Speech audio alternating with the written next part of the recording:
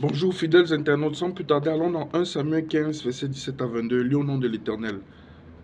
Samuel dit, alors que tu étais petit à tes propres yeux, n'es-tu pas devenu le chef des tribus d'Israël et l'Éternel ne t'a-t-il pas désigné par onction pour que tu sois sur Israël, pour que tu sois roi sur Israël? L'Éternel t'avait envoyé en disant, va vouer à la destruction ces pécheurs que sont les Amalécites. Tu leur feras la guerre jusqu'à ce que tu les aies exterminés. Pourquoi n'as-tu pas écouté l'Éternel?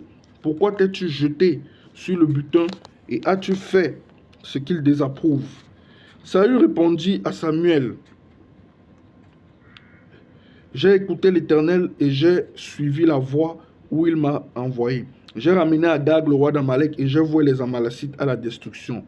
Mais le peuple a pris sur le butin des meilleures brebis et les meilleurs bœufs qui devaient être consacrés afin de les offrir en sacrifice à l'Éternel ton Dieu à Gilgal.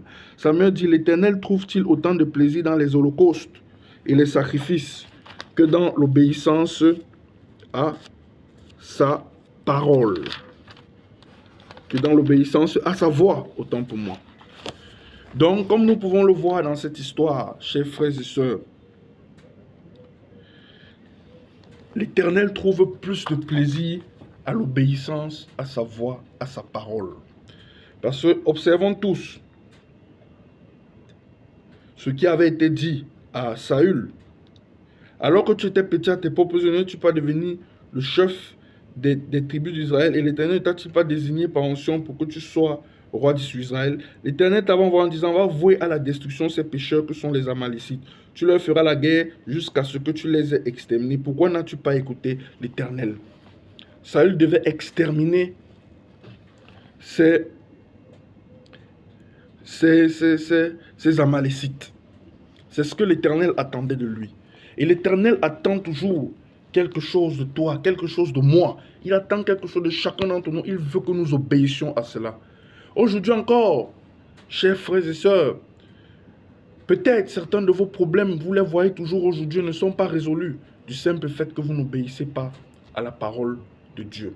Mais moi qui vous parle, il peut arriver que certains de mes problèmes ne sont pas résolus parce que je n'obéis pas à certains principes de Dieu. Je ne m'écarte pas moi-même.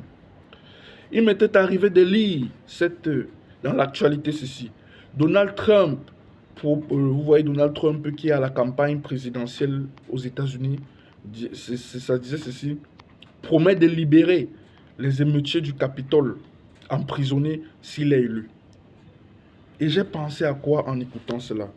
Que oui, les promesses des politiciens peuvent être des fausses promesses. Mais les promesses de notre Dieu, l'Éternel Tout-Puissant, sont des promesses véritables. Elles ne peuvent pas être fausses.